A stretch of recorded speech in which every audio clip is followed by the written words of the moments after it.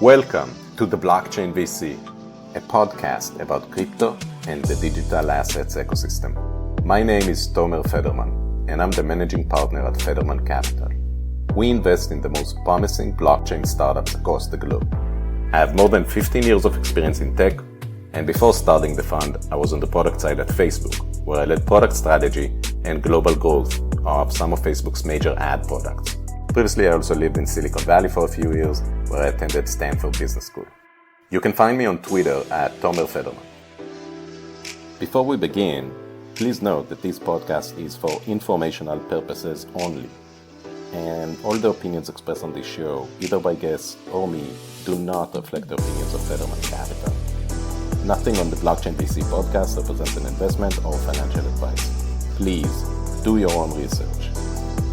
Also, if you like this episode of the Blockchain VC and want to help us bring more awareness to the space, I'd really appreciate it if you can rate, review, and subscribe to our podcast.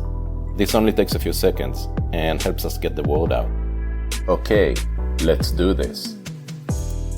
My guest today is Michael O'Rourke, CEO of Pocket Network. Hey, Michael, how are you doing? Thanks for coming on the show.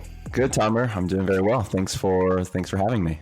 Cool. So maybe to kick things off, Michael, would be great if you can share a bit more kind of about your background and how you got into crypto to begin with. Yeah. I've got a bit of a diverse background. I was born in the Caribbean, first of all, and that definitely informs my interest in crypto later in life. But I was born in the Dominican Republic, but raised here in the U.S. In Tampa, Florida.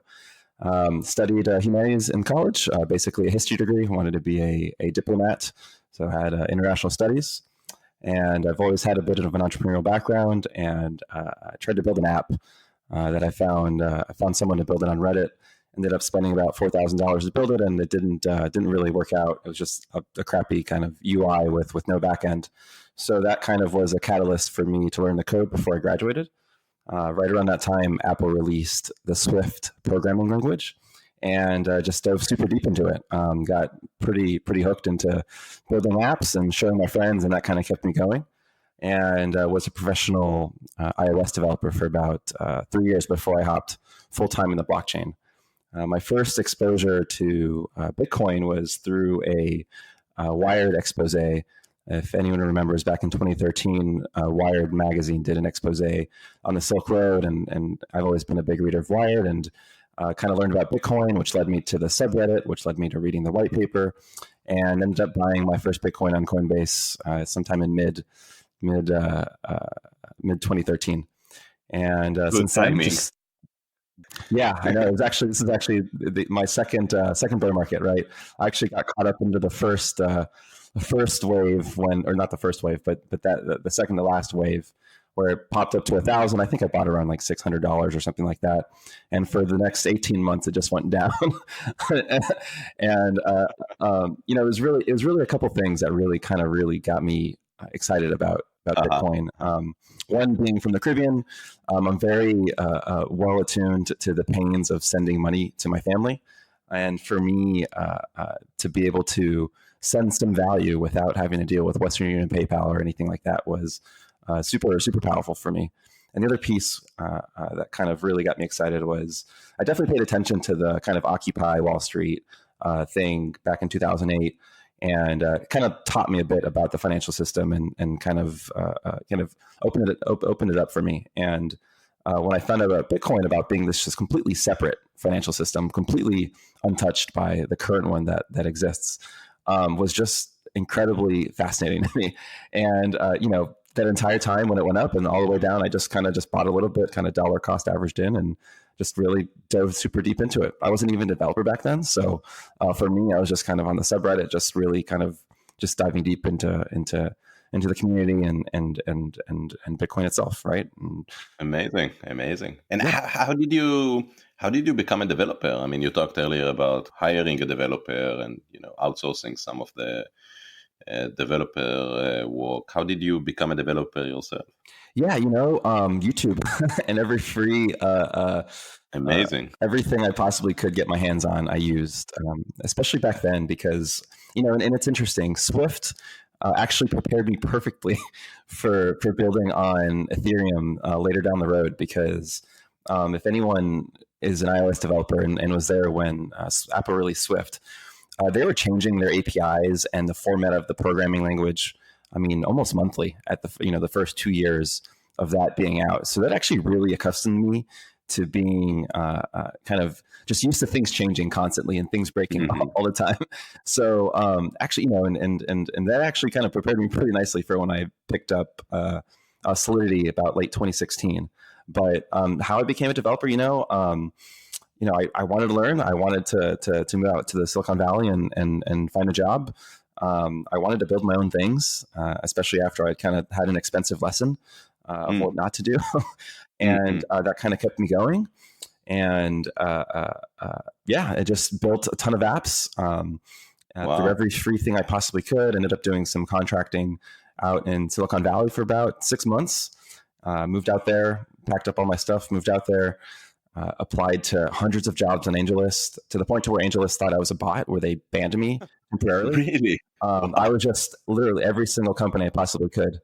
They would temporarily ban me for about 15, 20 minutes or something like that.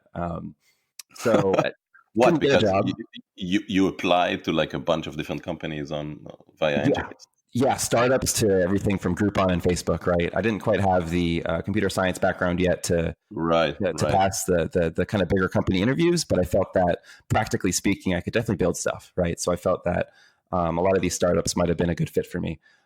Ended up getting a job all the way back in Sarasota, Florida, where they moved me across the country to work on an app at that point. And that was really, from start to finish, I really cut my teeth on that app, because that was really the first one I built initially by myself. And that was an incredible learning experience. And that's also where I met my co-founders as well in that startup. So when was that? This was 2015, I'd say summer 2015. Moved back out and, no, actually 2016. Sorry, summer 2016. Moved to Sarasota and worked at the startup. It was actually a pretty interesting idea. It was a mix between Reddit and Instagram. And the idea was you would subscribe to these bucket lists and you'd follow them. And to complete the goals on them, you would post a picture. So the idea was that your feed would be pictures of people completing these goals. So it was this kind of proactive, social network, right? So, but met my co-founders there and, learned a lot, built a ton of stuff, and, ended up, we became amazing friends and ended up leaving that company to start Pocket, actually. Cool.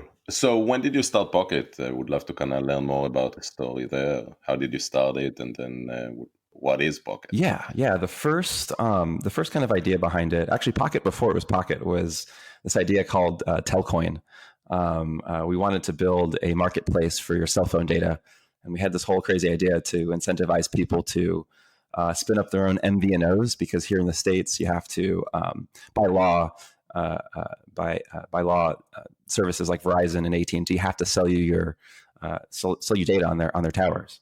So we had this whole interesting idea where you would, be on this little tiny MVNO and the same frequency. Let's say I went to Paris, I'd be able to trade my data with a token on Ethereum. We found out that the infrastructure wasn't quite there to support that kind of an endeavor, and in the process, we just deploying smart contracts, building on Ethereum. We started using a service called Infura, and people really, a lot of people don't realize the importance of this service to Ethereum and really why it's such a amazing and critical piece to it. But it made it super easy to just build on Ethereum. It was a really simple API that they run the Ethereum servers for you, or Ethereum nodes, and provide an interface for you to build stuff. And through us building this, we were like, wow, this is incredibly important, especially through 2017, where you had all these ICOs and you had dApps like CryptoKitties and things like that. They didn't go down because of Infura. Infura was a reason why a lot of these dApps and websites didn't go down. And it's really incredible what they've done. And kind of our thought was, we think we're going to live in a world where there's hundreds or potentially even thousands of blockchains, and all of them need some kind of Infura or some kind of this API that allows developers to build on the blockchains, right? Like middleware. And that's kind of the genesis of the idea, and where we started thinking about, okay, so do we just do this for writes? How does this work for writes? Okay, writes barely happen. And one of the things we learned was, I'd say 99% of all of Infura's traffic are reads, meaning people refreshing like their price tickers on apps and things like that, right? You just get a lot of refreshing, a lot of data being pulled. Yeah, been there. So we started kind of thinking about designing a protocol for reads as well, and effectively that kind of was the genesis of the idea. And 3 years later, 3.5 years later, here we are. Wow. So you've been working on Pocket for 3.5 years now. Yeah, definitely genesis of the idea was late 2016, as when we first really started thinking about it, and kept percolating, and we definitely, we've even got the pictures of the whiteboard sessions on Sundays where we'd go over to my co-founder's apartment and just design what a transaction would look like on Pocket, right? And back then it was built on Ethereum, meaning like we were completely thinking about this in the context of Ethereum smart contracts, meaning to sign up for Pocket and to participate, it's just a set of smart contracts.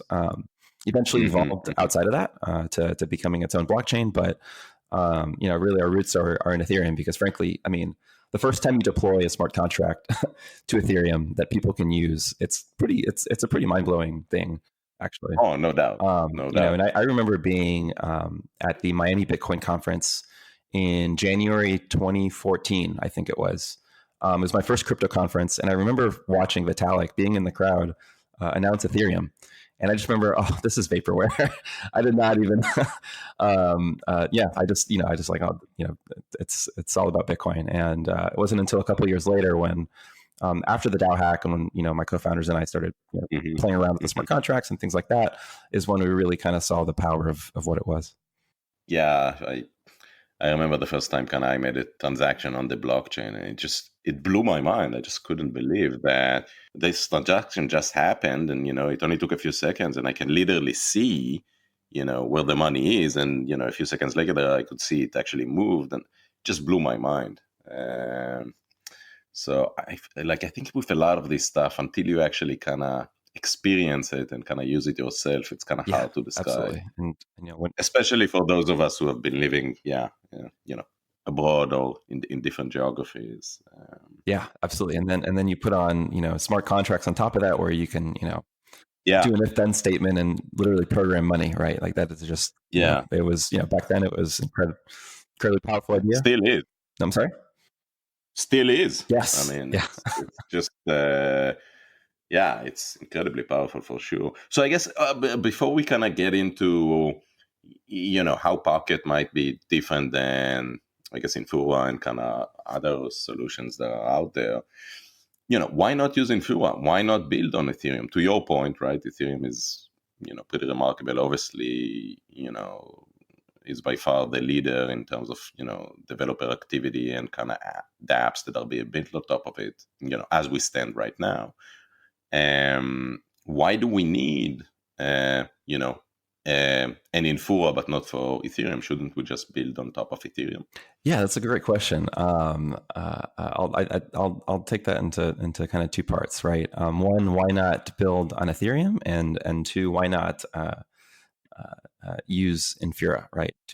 First piece, why not build on Ethereum? We tried everything we could to actually stay on Ethereum. We looked at we looked at Plasma, we looked at Cosmos, Polkadot, state channels, all the things, and this was probably early 2018.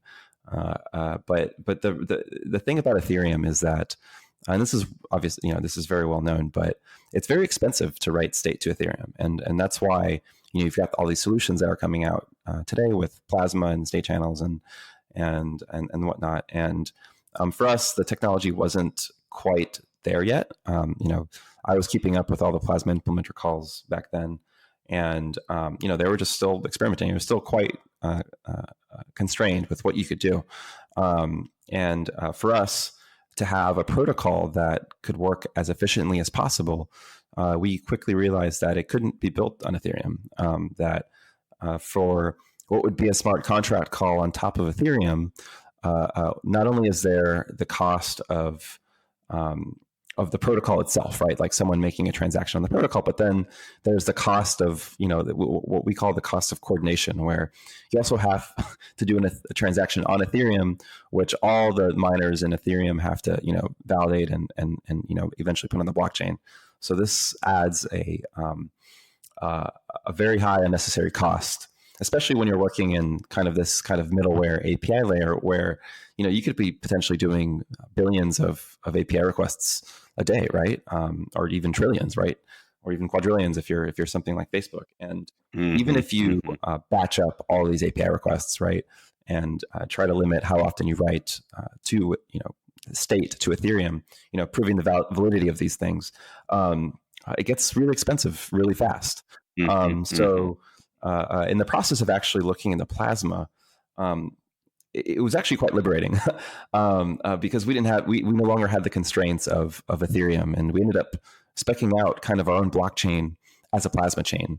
There were a lot of unknowns though at the time about Plasma, so we were like, okay, well, what would this look like if we just made it our own client, built in Go, just like Geth, for example, right? And effectively, because we kind of what would become what was a smart contract call in Ethereum became a core RPC call in Pocket, effectively, and quote unquote, this being closer to the metal ends up being significantly cheaper. On the hardware side, on the coordination side, that's really why, to be honest. That's really the only reason why. It might be different today if we were starting from scratch today, but at the time, that's the best we could do. And do you think anything is different today? Raiden, sharding, Ethereum, 2.0 coming up. I think Plasma is much more mature today, actually, especially with what Loom is doing and some of these other protocols. I think it would have been a lot more clear as to what we could have done. At least doing some kind of a transition or something like that. But even using something like Cosmos or Polkadot, right? We would definitely look at that regardless, right? And we actually are likely going to use Tendermint consensus, right? slightly adjusted, slightly edited, but that'll allow us to be in kind of the Tendermint or the Cosmos ecosystem, which is also interesting for us, right? And to answer your second question, why not just use Infura? Well, I mean, you can't have a decentralized cryptocurrency with one company handling most of its throughput, right? At one point, I'm sure it was somewhere upwards of 70-80% of the Ethereum ecosystem using Infura. Now it's definitely gone down. There's been quite a bit of other great products and great companies doing some awesome stuff that have definitely brought that number down. I mean, it'd be hard to say what it is, but regardless, having a decentralized cryptocurrency with kind of one single point of failure where Infura runs all their servers on AWS, right? So not only are you trusting one company, but that company is running on another company to support this kind of decentralized ecosystem, right? Right, basically defeating the purpose of the whole. Exactly. And the way we see it is kind of like the stack of protocols and technologies that are going to kind of sit on top of each other, right? And some protocols can make the trade-off where we can have a centralized API, but we can't have centralized governance, or we can have centralized governance, but we can't have some other piece that's decentralized. But we are kind of a truly permissionless option where anyone can kind of plug in a full node for any blockchain and provide a service to developers who pay for it, right? They pay for the service to make sure that it's sustainable and mint some cryptocurrency. And this has some additional really great benefits, particularly with full nodes, because that's really what the goal is to incentivize people running full nodes, basically servers in your homes or in data centers. And we are attacking this through the API layer initially.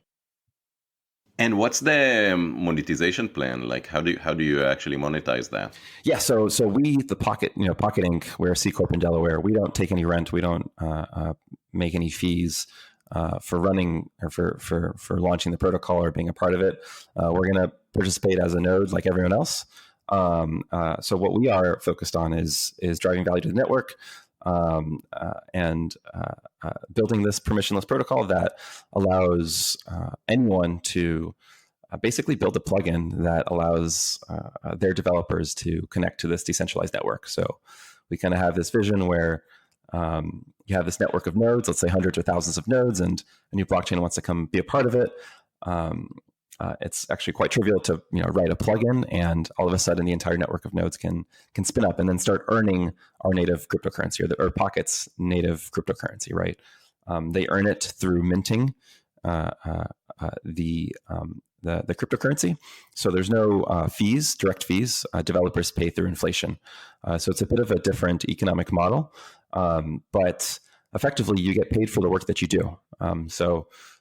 Traditionally, so if you look at the evolution of kind of blockchain mining and earning and things like that, we started with Bitcoin, which proof of work, right? And you just waste a ton of electricity to solve this math problem that lets me get Bitcoin, right? We then evolved to proof of stake, which is much more efficient on the electricity side, but still that reward isn't really tied to the work done, right? Like it's pretty tough to, the reward is tied to my financial investment in the protocol, and you can't. It's really kind of difficult to quantify the work that you're doing, right? I mean, the work is the amount of money I put in, and that protects the protocol, right? But especially with these kind of smart contract protocols, there's a lot of additional things on top of that. There's been a third evolution, which was, I think it was coined by Jake Brookman from CoinFund, this idea of generalized mining, where the work that you do, the reward that you get is much, much more directly tied to the work that you're doing, right? Other protocols like LivePeer are a great example of this. We are definitely under that umbrella.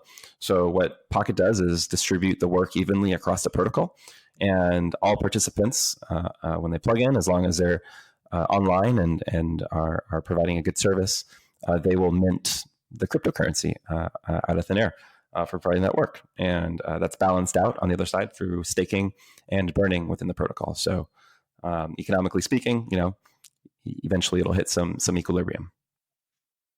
Right.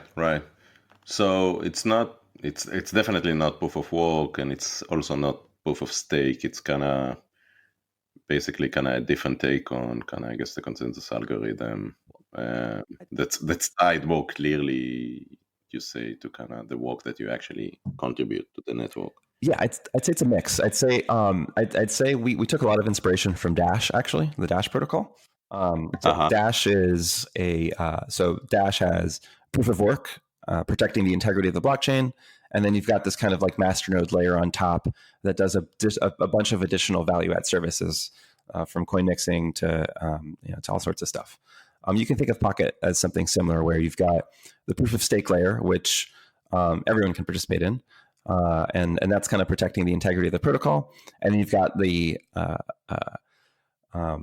services layer, which is people running nodes providing this kind of API service, where most of the reward goes to those people providing that work. A much smaller piece of the reward goes to those protecting the chain through proof of stake. Got it. Can you talk a bit about the team? Is it still the two of you, the two co-founders? Have you grown the team? Yeah. So we're actually four co-founders, four friends who we all worked at the startup together. I was the second hire, and then they were the third, fourth, and fifth hires, actually. Cool. 3 developers and 1 designer. We're all Latin, 3 Dominicans and 1 Colombian. So it's a very... That's the requirement? No, but we are very loud. Yeah, I'm very, very friendly. I definitely say I don't think there's a company that says I love you guys more than ours, actually. But we're 4 people. Well, I should introduce you to a few Israeli companies I know. They tend to be pretty loud as well.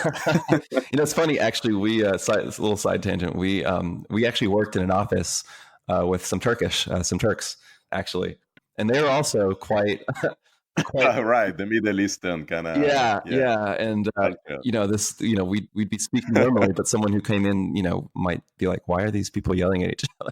Right, right. But it was, it was that, but yeah, no, yeah, we were four people, and it was just us four until about May of last year, and the team has then grown to about 16 people today, actually. So we've been able to between here, Tampa, I live in Tampa Bay, and between Tampa and Dominican Republic, we've actually been able to recruit some awesome people and some great talent, actually, from here. Actually, it's nice. There's this whole concept of a brain drain, where if you don't live in New York, Silicon Valley, Right, right. Berlin, London, people from here, from all these kinds of places, tend to leave and look for better opportunities.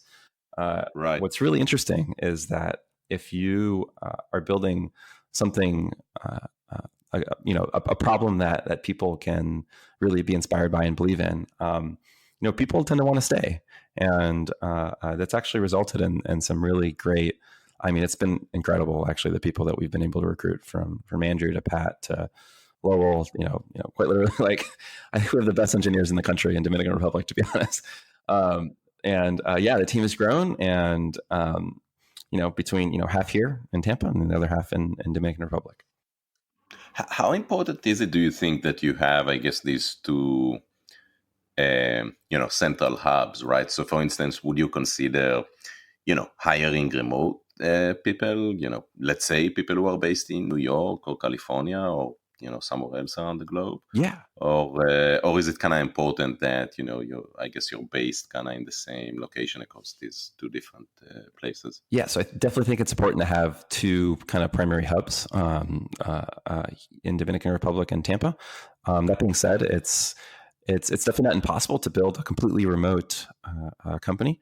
And also, we do have a couple of people outside, right? So one person in Colombia and also one person in London, actually. I do think it's important to be in the same time zone. That makes things a lot easier.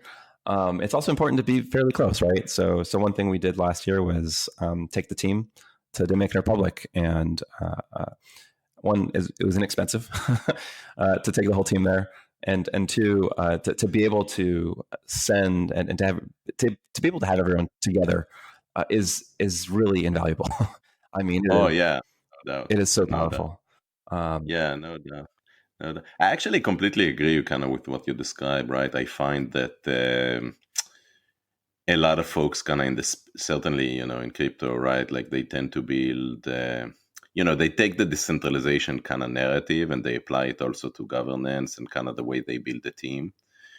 And yeah, from my experience kind of building products, it actually, like, the decision making process and the whole process works much more efficient once you're kind of centrally located, right? It could be across several different offices, but basically where you have the team kind of co-located at the same place or places, because you get all these like casual conversations, right, that happen, and just so much kind of innovation flows as a result of that I think just is just much more difficult if each of you is in a different time zone and a different location. Well, yeah, I mean, it's a serendipity of conversation, right?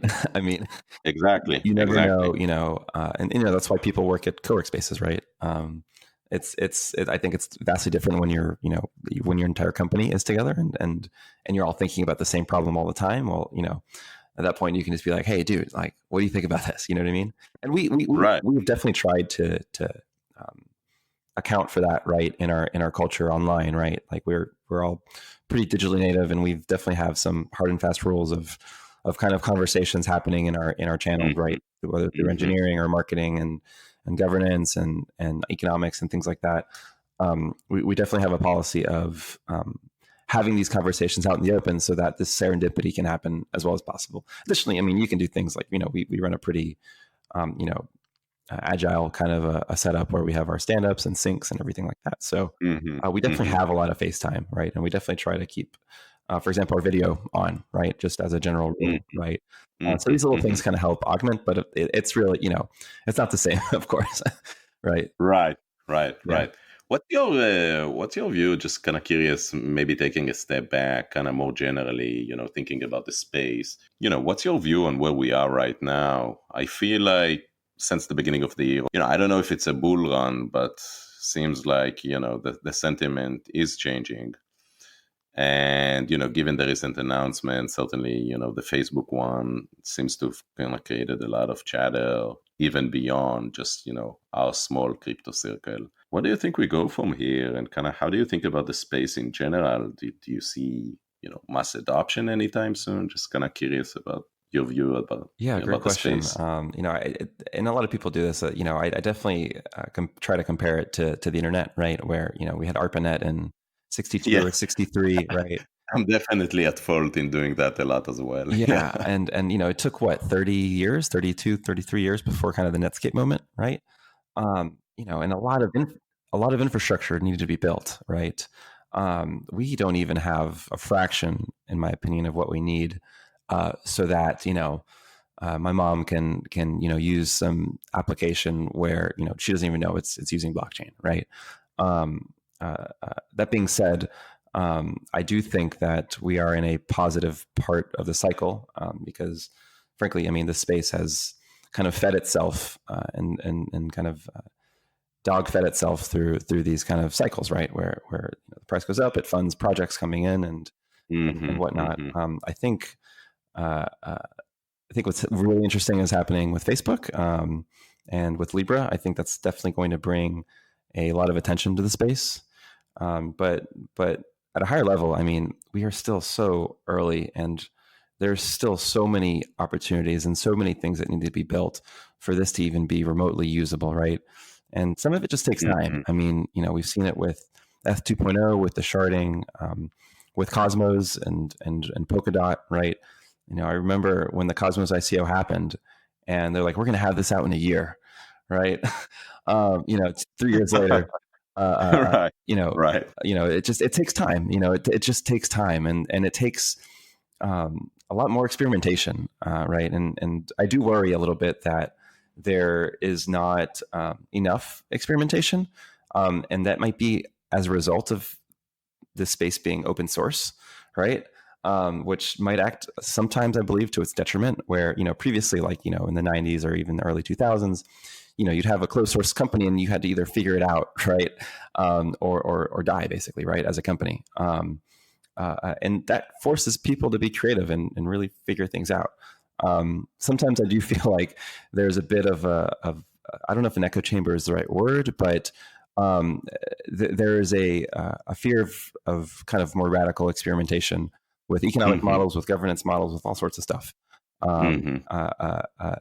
Just because it's easy to, fork what's working, right? So this goes from Bitcoin, Bitcoin having, probably thousands of forks, most of them dead, right?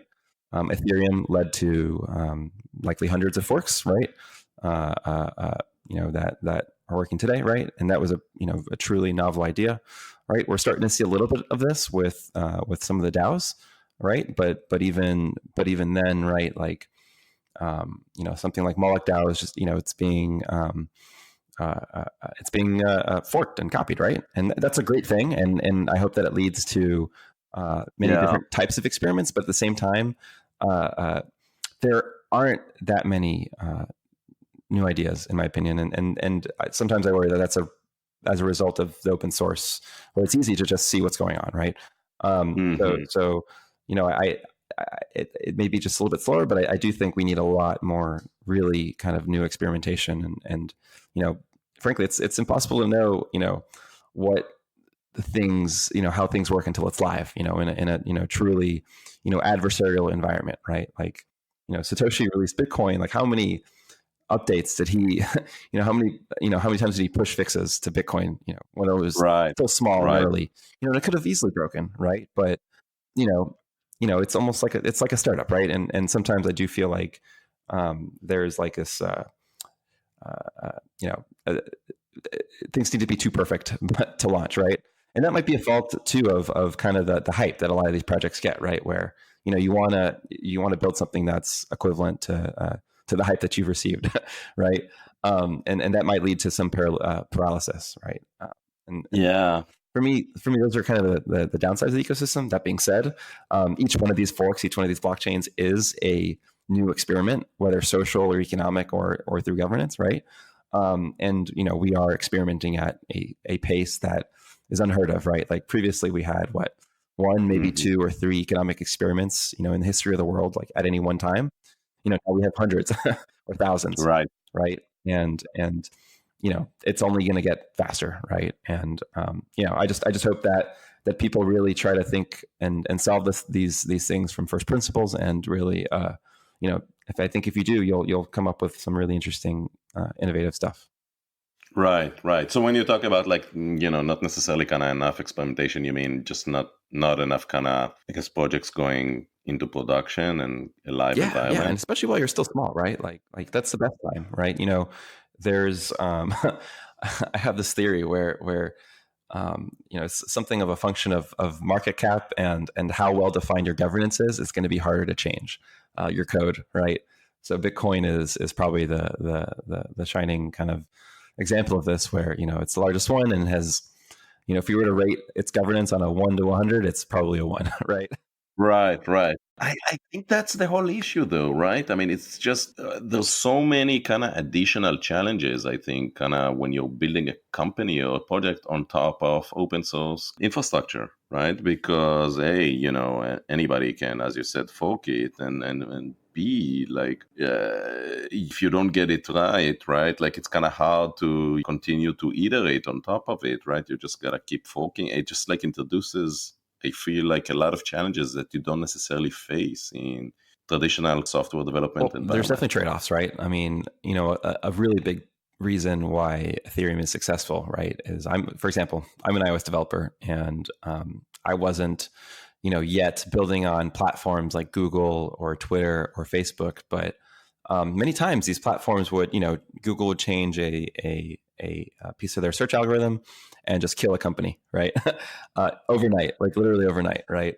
And this is actually one of the big benefits, right, of these things, especially of something like Ethereum, where it's hard to change, right? Especially as it's gotten larger, and there's a sense of security there, and additionally, being a company there or being a protocol on Ethereum, right, where you're contributing, you have a bit more of a voice or a say of where the protocol, the direction of a protocol may go, right? So, there's, if there's one thing I've learned in computer science is that there's trade-offs for everything, and where and we see that with decentralization and everything like that, right? Where you have EOS on one end and you have Ethereum on the other, right? But these are these are the trade-offs, right? And I do think that building on these platforms, using Ethereum as an example, right? They're the second largest. If you were to rate governance for Ethereum, maybe it's a 10 or a 20 out of 100, right? So it's possible to change. It's just hard, right? And we're seeing that with with Eth 2.0 and Eth 1.x, right? And all these things, right? So and this is the first time everyone is kind of like learning as they go too, right? And everyone's just kind of trying to figure it out, right? So you asked where we were in the ecosystem. I mean, there's no playbook, right? I love history, right? And I've heard stories of people running ISPs in the 90s, and really like, how do we even charge people? Like, what how do right and none of that is clear yet, right? There's been a couple of great successes, right? But I still think there's hundreds left to thousands. There's so many interesting things that can be built that'll lead to many larger explosions, right? Like where you've kind of seen this explosion in the DeFi space, for example. Yeah. No, I mean, this is still like very much early days, right? I mean, in many ways, it hasn't even started, right? I mean, these are very early days. Yeah, the only other thing I would say on that is I just feel like this is also challenging because it's about money, right? And it's about, value transfers. So I think like if you're building an app to, I don't know, upload pics, right? I mean, maybe it breaks, like it's not the end of the world, I can't access my account, right? But if I have money stored there and now it breaks and I can't access my money and maybe I lose access to I mean, that just creates like a whole set of responsibilities and challenges, I feel, for the developers that are not necessarily in existence with the other fields. Yeah, it's more akin to jumping off a cliff and trying to build an airplane before you crash. Yeah, no pressure. No pressure there. With the security. Yeah. What are you most excited about in the space beyond obviously kind of Pocket and the work that you're doing? Anything that you're watching closely in terms of like, even in terms of like categories, stable coins, decentralized exchanges? Yeah, So I'm starting to see more and more of these kind of application specific protocols, right? Like, we saw an announcement in I think Helium, which is super, super, super interesting, where you're basically using a low energy cell service to power scooters and things like that. What I find super interesting is people experimenting with hardware, solving one specific problem really well. Because what happens is people build these interesting things through these constraints, right? And I was talking to another project called FIO, for example, and they're doing some really interesting, or FIO protocol, and they're solving one problem really well. And this is like, and as a result, their design decisions and the way that they build their protocols and things like that enable more experimentation and more kinds of interesting things to be built, right? I think that for me is one of the most exciting things to see. Additionally, I am very excited about some of these kind of minimalist blockchains, like Coda, for example, is super, super interesting to me. And this, for me, I mean, I am not a cryptographer. I am not a anything like this, right? But just these incredible innovations of just math, right? Where we can compress something to just where it's not even, it's barely noticeable, right? I know Polkadot is trying to do something similar with their light clients, right? These kind of feats of engineering, for me, are incredibly exciting. And these are the real kind of heroes and people kind of really leading the space, because it's really led to an experimentation on the hard science side that I'm not so sure existed previously, and just to see that gets me really happy and excited, to be honest. Yeah, no, completely agree. Especially when you think about like the potential impact, right, and kind of the use cases that this could lead into. It's there's a lot going on. And it's impossible to keep up with everything, right? I mean, I try to. It's tough. Yeah, but you've already got so many kind of domain experts, right? Where I'm a plasma expert, I'm a cryptoeconomics expert, I'm a whatever it is, right? And when I say expert, I mean there's no one's been in this for more than 10 years yet, so, or at most 10 years. So even then, there's still a ton of learning to do. But just the fact that the space is just so multi disciplines, right? Where it's impossible to find people from so many walks, right? In any other industry is I think is really unique to blockchain generally. Yeah, totally. Which is also why I think this space by far is the most exciting one. It's just like there's so many things happening. The potential impact and use cases are so mind-blowing, right? When you think about kind of the entire financial ecosystem and beyond. I don't know. I just think it's so much more exciting than anything in, I guess, more traditional. I mean, we haven't even seen yet, the combination of AI or machine learning or anything like that, right? What we're seeing with voice. Once these technologies, with biohacking and things like that, I think these technologies are going to even continue to kind of bleed together. There may be, it's like, in 1995, you never could have, assumed, guessed that Uber existed, right? Or Uber was going to right.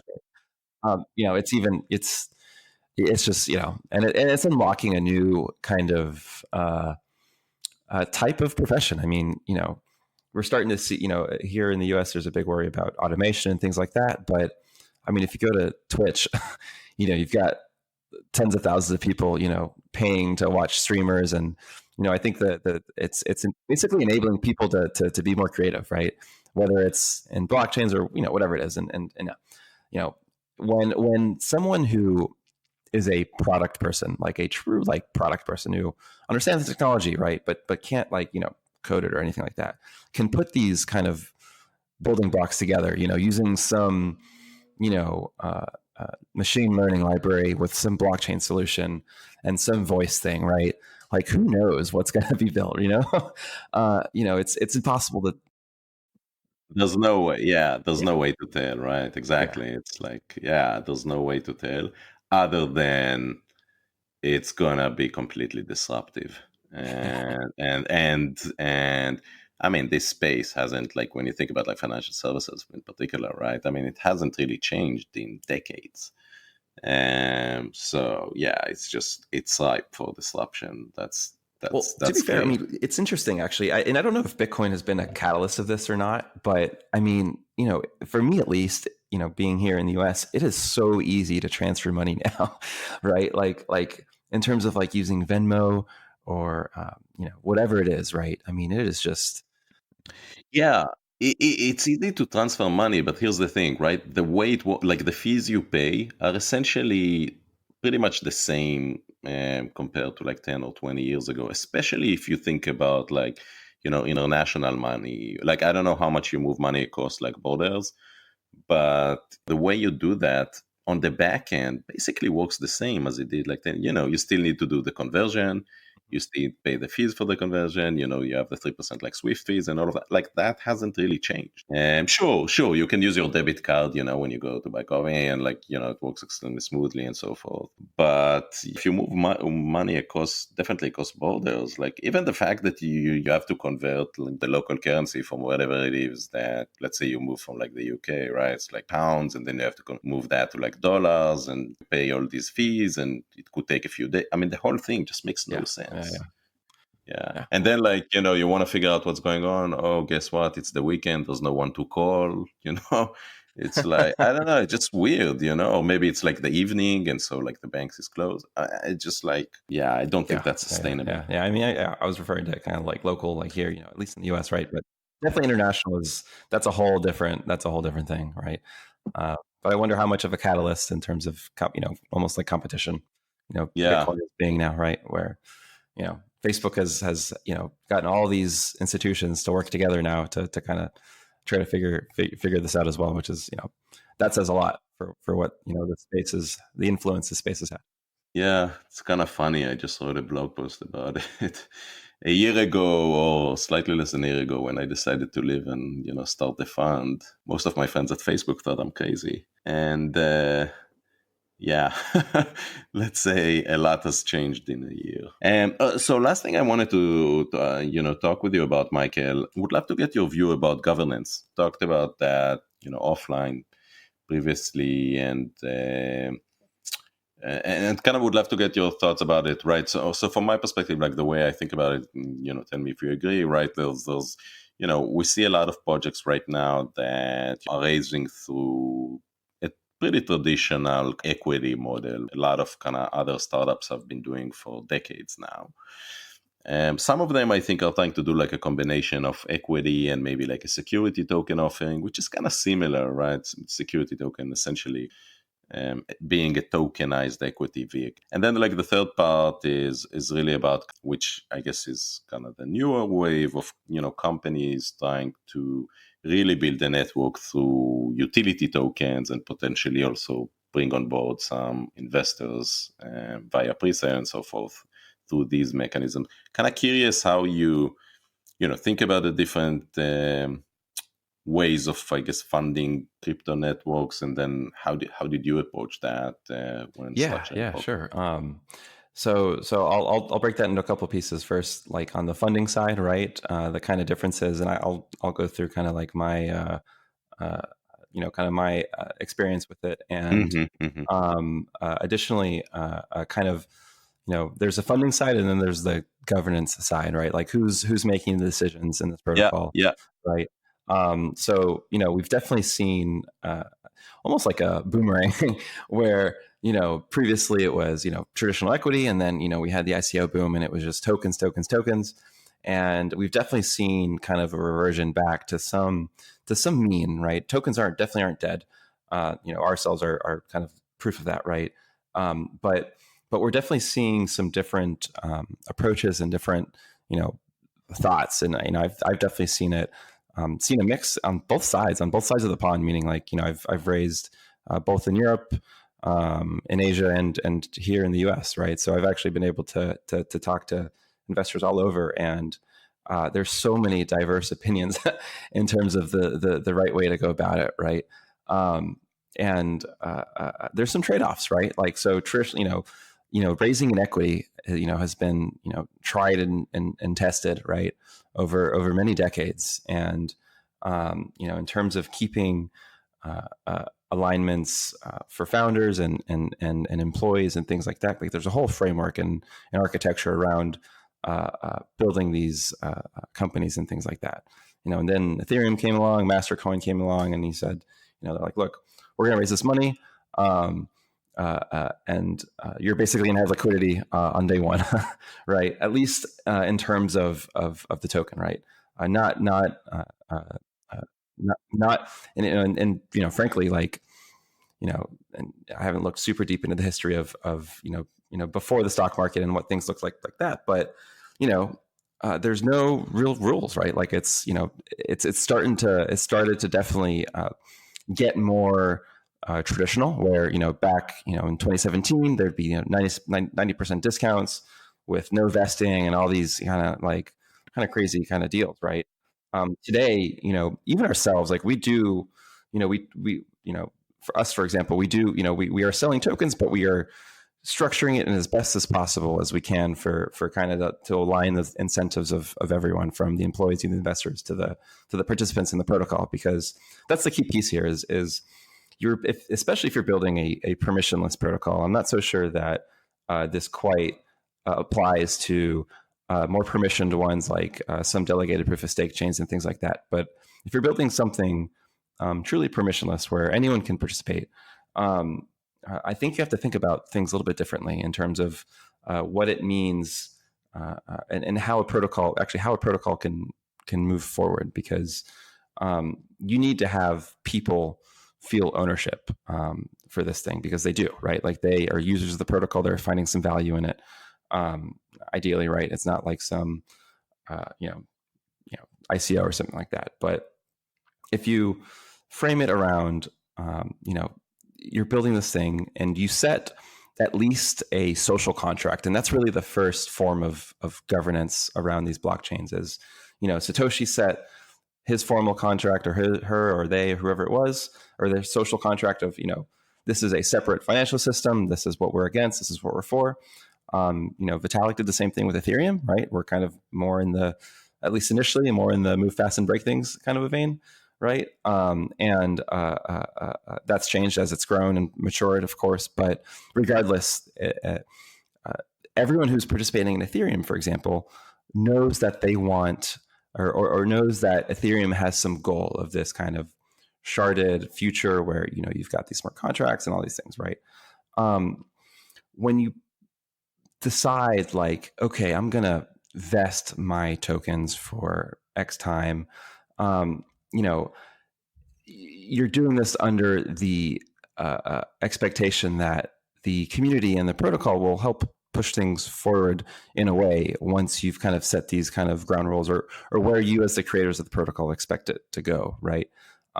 Especially if you see a protocol to be kind of like a base layer, kind of a solution where once it's grown, like, there's very little, there's very little things that'll change about it, right? And having people come in and participate and have a voice in the direction of where these things go, and really, like, truly relinquishing kind of control, actually, I think increases the value proposition of these blockchains, because we're seeing with the true permissionless ones real success, because people feel empowered, and people understand the vision, and people understand where they believe this thing should go based on the creation of it, right? Like, our DNA is in pocket, right? Like our this Latin DNA of ours is from the start is in pocket, right? And we are definitely defining where we think it should go.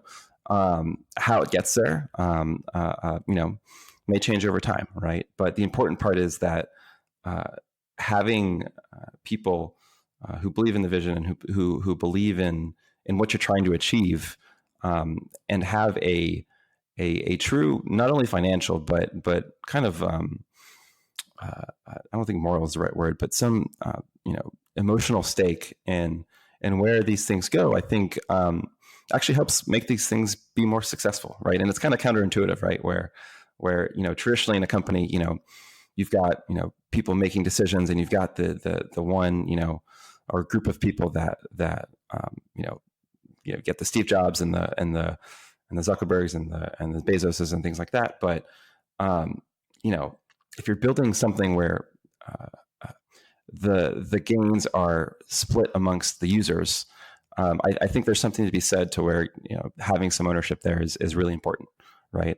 Now, how well these rules are defined, I think, is something that we're learning now, right? We're seeing this amazing experimentation in DAOs and coordination of people, and I think that this is a brand new space where how do you get thousands or hundreds of thousands of people to coordinate online in this kind of digital jurisdiction, right? The way I like to think about these things is like a city or even a country, right? Where you've got people living in it, you've got the currency, you've got the amenities of living there, right? Whether it's New York or here in Tampa on the beach or whatever, each one has its own kind of rules and kind of feel, right? And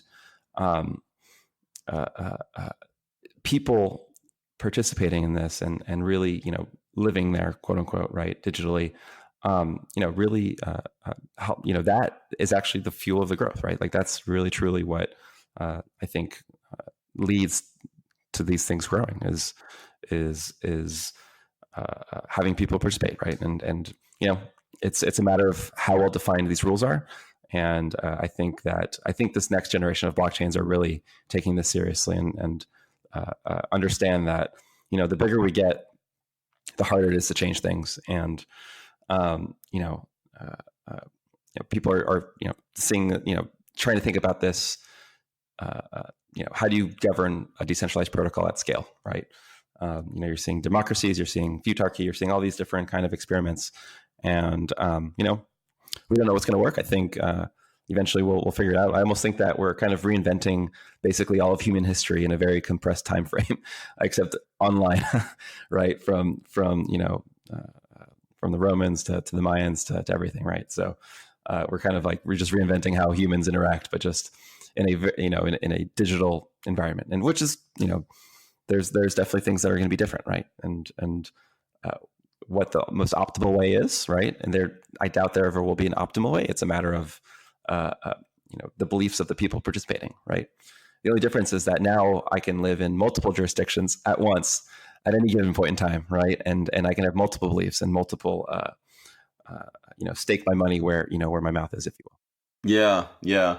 Yeah, no, I think you're right. I mean, the jury is definitely still out kind of on these new governance models, right? And we'll see how it evolves. I tend to agree kind of with the notion of, it's important certainly to have a community, and preferably a community that has some ownership and feels, almost like ambassadors of the network or whatever it is that they're part of. On the other hand, I don't know. I find it difficult to buy into the notion of the community makes the decisions, or the community in a significant way kind of influences the decision. I just try to imagine, to your point, right? The Bezos, the Steve Jobs, right? The Gates of the world being told by a group of people who may not even work at the company or, as part of their organization. What they should do and have an input into some of these kind of management decisions. And I struggle to see it, but the jury is still out. I mean, maybe there is a way to optimize that and find a way that gets the best out of both worlds, where the community does feel, inclusive and kind of very much kind of with a voice. And on the other hand, management, is able to effectively make decisions and move fast. And I think we're going to see in the entire spectrum, right, where you've got potentially one decision maker that's either the creator or a group of decision makers, right? Either potentially voted in, right? If you think of these as truly cities or jurisdictions, maybe there is defined leadership that is making decisions, right? And maybe that's for life because people agree in the direction that it's going, right? I think you're going to see, and then I think you also see much more radically decentralized, right? Where the crowd is literally the decision maker, right? I think what's great about this space is that it's going to enable that entire spectrum, and frankly, I think it's going to be impossible to not have potentially even the most successful protocols to have some kind of hierarchy, right? Because frankly, we only have a certain amount of mind space to think about things, right? And I am a part of different meetups and groups and things, but I allow kind of the subject matter experts to make the decisions about those for example, like salsa. I dance salsa, so I'm not gonna it's not I will let them tell me what the right thing to do is, right? Like I don't put enough time into it, right? And I think just naturally these blockchains will also segment themselves and things like that, right? Where there are people who are so deep into the building of the protocol, they know what the right decision is to make, right? Yeah, exactly, which is the point I'm making. And also, like, I don't know of an example. I mean, maybe we're gonna completely reinvent the wheel, but I don't know of an example in human history where you had decentralization at the governance level that actually worked. I mean, even in democracies, right? We elect the government, and we elect the leader of the country, and we hope they do a good job, kind of driving the country forward based on their agenda and so forth. But we don't go to the people for almost never, right? Almost, right? Here, Brexit is a hot topic in the UK, but in general, like, we don't go to the people to kind of ask for that. It just feels like it would be quite inefficient. And to your point, right? Like, they don't have the mind space, right? Like, Pocket and what you work on better than anyone, right? I mean, you spend your entire time working on it. So. And to that point, gosh, I remember reading something and blockchains are a new way of, and I don't remember who said this. I wish I could attribute it, but blockchains are, I believe it was a fifth way of organizing humans, right? We've had government, we've had businesses, we've had religion, and I think I'm forgetting one. But these are different ways of organizing people, right? And I think blockchains are in this kind of awkward space between a company and a government, right? Where different models to make decisions, what applies to a traditional company doesn't apply to a blockchain, and what applies to a government, right? Because you could argue that the EU and the United States are relatively decentralized in comparison to the past, right? Where you've got 50 states and you've got the federal government, and at least on this side, right? So and decisions get made, albeit slowly, right? And I think there's a question of scale too, right? Where inevitably, I think as these blockchains get bigger, it's going to be harder to govern, right? And it may be that it bifurcates itself naturally, where there's no necessarily kind of winner take all kind of a network effect market, but it's maybe we're just kind of all participating in the ones that we like, and I will be more than happy to delegate the decision making to someone who's really deep into this, but I just believe it for XYZ reason, right? I think what we'll see is kind of a spectrum of this, right? And it'll be super fascinating to see how it plays out. Yeah, for sure. Thanks so much for coming on. Great for having me on. I really appreciate it, and I really enjoyed the conversation as well. Thank you, Tomer. Thanks for listening. If you like this episode of the Blockchain VC and want to help us bring more awareness to the space, I'd really appreciate it if you can rate, review, and subscribe to our podcast.